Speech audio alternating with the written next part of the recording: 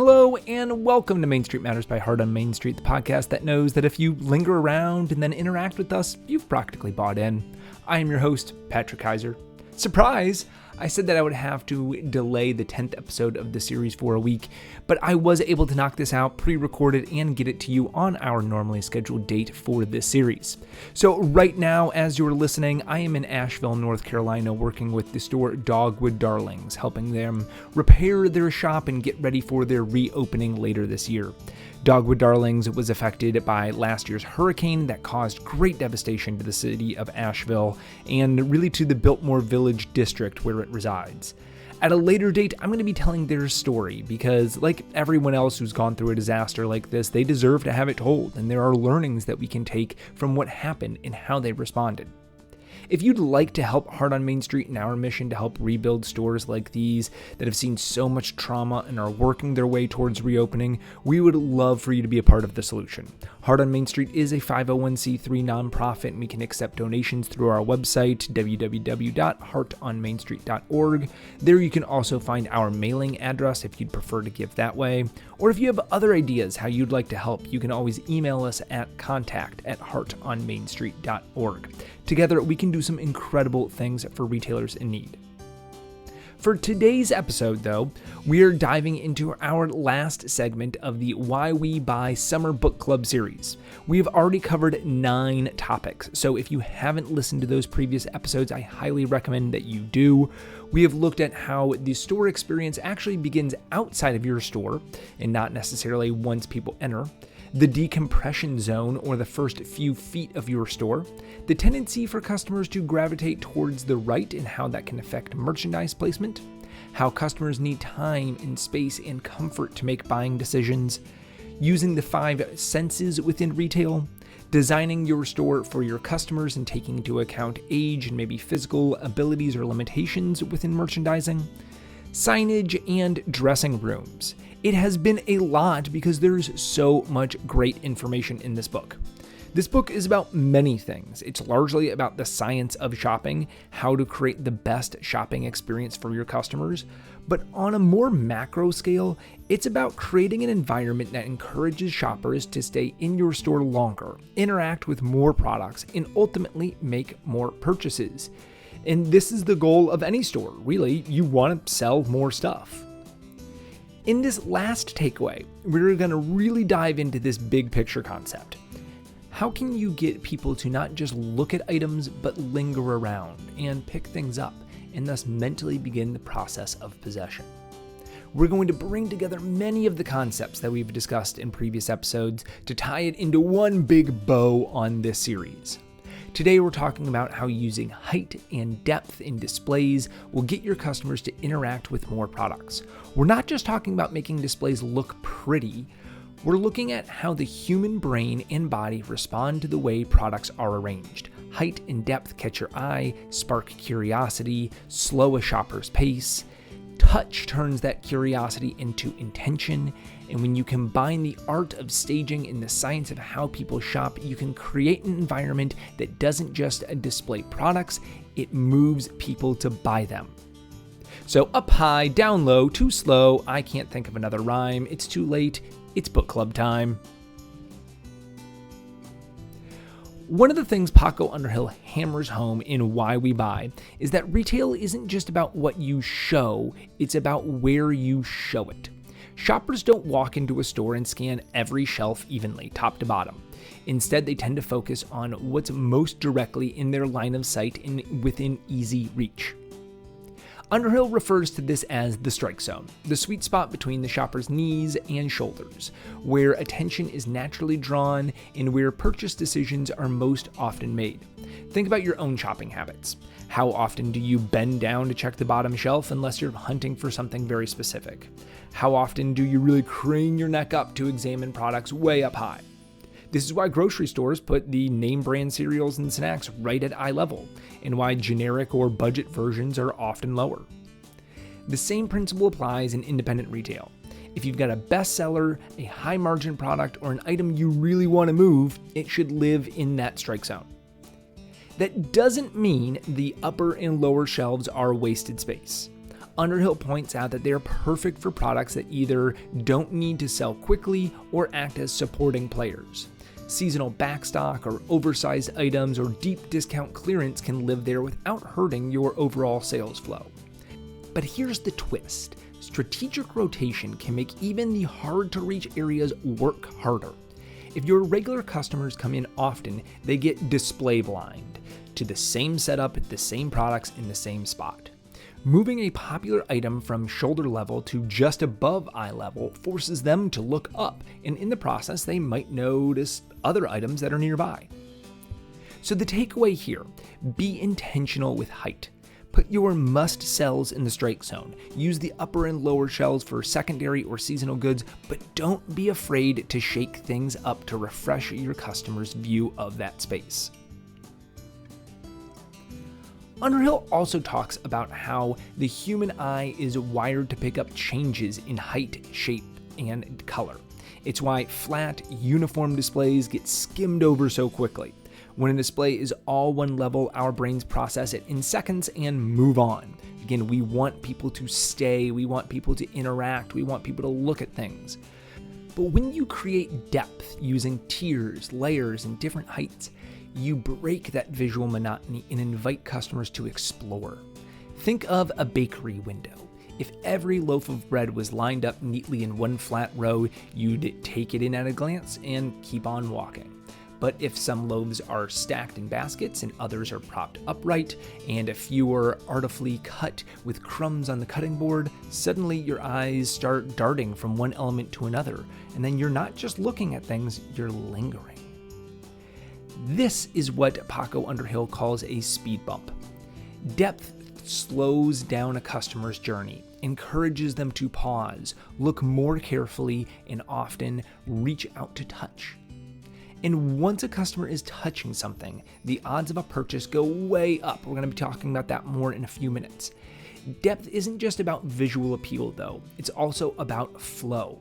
A layered display naturally leads the eye from front to back, which draws shoppers further into your store. It also lets you present more product without it feeling cluttered, because the depth creates the illusion of abundance without overcrowding that space. For independent retailers, this can be as simple as using crates, risers, or even an inverted basket to vary product height. A home decor shop might put candles at the very front of the display, lanterns in the middle, and tall vases in the back. A bookstore might stagger books, with a few upright on stands. Even a small jewelry table benefits from trays at different levels, inviting the shopper to bend down for a closer look or to pick something up. The key is to design displays that feel like they have layers to uncover, because if customers believe that there's more to see, they'll stick around longer to find it. One of Underhill's simplest but most powerful truths is that if a customer picks something up, there's a much greater chance that they will buy it. It sounds obvious, but think about what's happening psychologically when a customer touches a product. The act of holding it moves the shopper from a casual browsing into mental ownership. This is something called the endowment effect.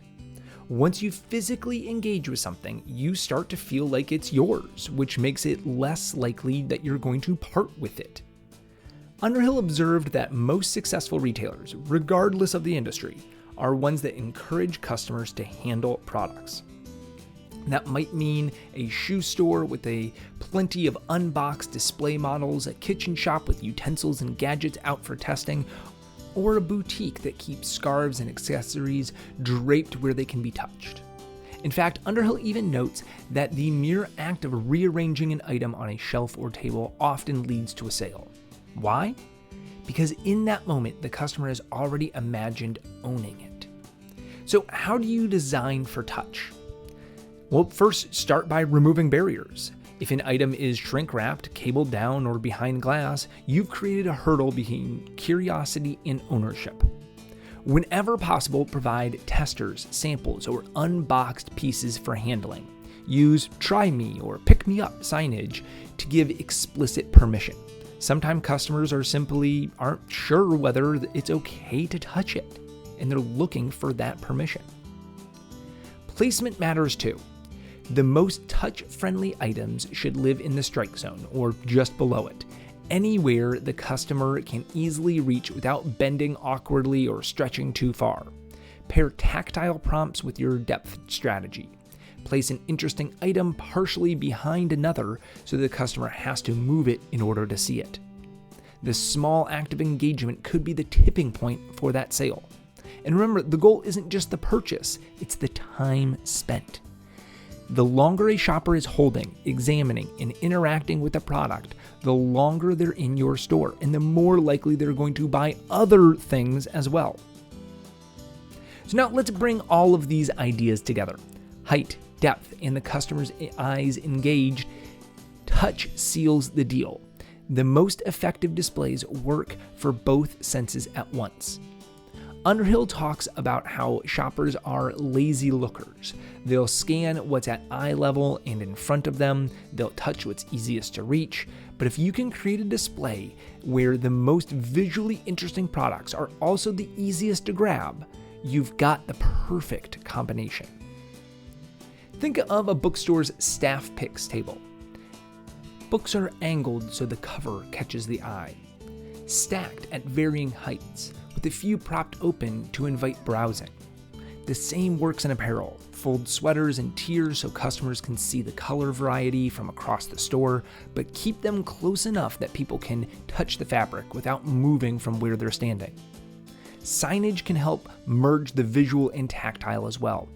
A short product story or playful phrase, "Go ahead, try me on," can make customers feel welcome to interact.